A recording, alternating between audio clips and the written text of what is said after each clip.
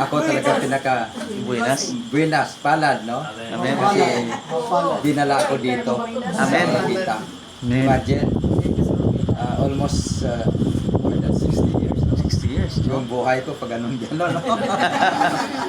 God is good na siguro may plan talaga si Lord sa buhay ko. Amen. Bakit na-met ko si Brother Roland, si Sister Rachel, no?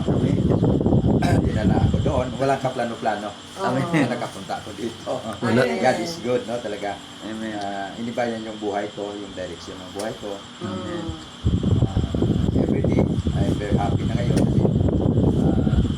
Nasa tabi ko na, nakasama ko na si Lord. Amen. Sa buhay ko na si Lord. Amen. Lalong-lalo na makita ko yung mga brother and sister. Amen. We always keep praying, no? Or, Amen. bawat isa.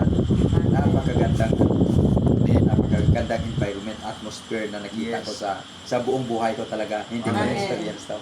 No? Amen. No, kasi year ago, mga ganitong oras, hindi mo ako makita sa bahay, makita mo sa kung Nice saan life. saan naman. No? Pero sabi ko, grabe talaga si Lord, iniba talaga yung buhay ko. Amen. So, very talaga ako. Pero buwinas. Thankful kay Lord. Na nandito na ako, no? So, sabi ko, grabe talaga si Lord. No? Iniba talaga yung buhay ko. Amen. So, thank you Lord Jesus, no? For, Amen. revive, parang na-revive, reborn, na-born, reborn. Amen. Recover, no? Na-recover. Maraming salamat sa lahat ng mga brother and sister. Amen. Especially Brother Ray, no? Si Amen. Brother Roland, si Sister Ciel.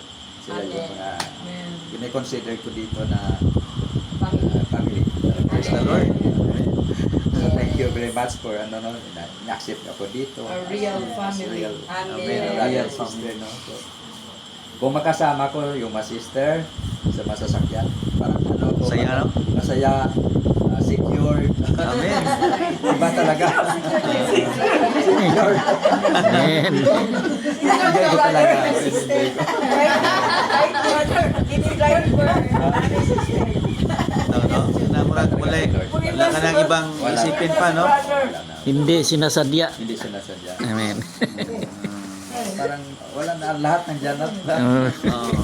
Enjoy na lang natin si Lord talaga. Amen. Wala na yung kabalaka, Wala Brad. na kabalaka. Nakamagunaw na pa sa kabalaka. Wala na. Secured na. Secured na talaga. Amen.